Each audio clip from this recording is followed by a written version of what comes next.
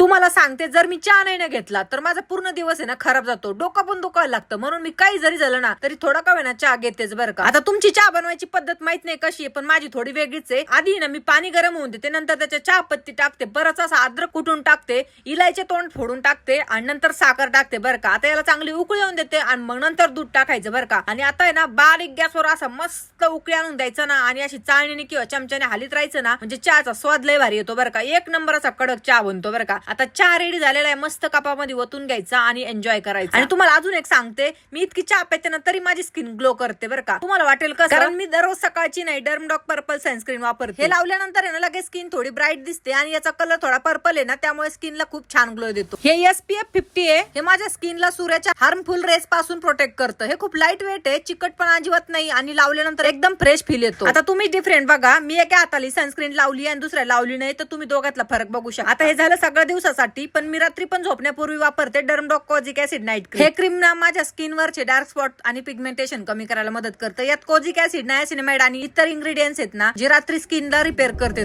मी हे लावते आणि सकाळी उठल्यावर आहे ना माझी स्किन खूप फ्रेश आणि ग्लोईंग दिसते आणि खरंच सांगते मला खूप छान वाटतं बरं का. हे प्रोडक्ट ना purple.com वर अवेलेबल आहे, नाहीतर मग स्क्रीनवरती प्रोडक्ट टॅग केलेले तर तुम्हाला घ्यायचे असतील तर तुम्ही तिथूनही घेऊ शकता. आणि सध्या यावर आहे ना डिस्काउंट सुद्धा चालू आहे.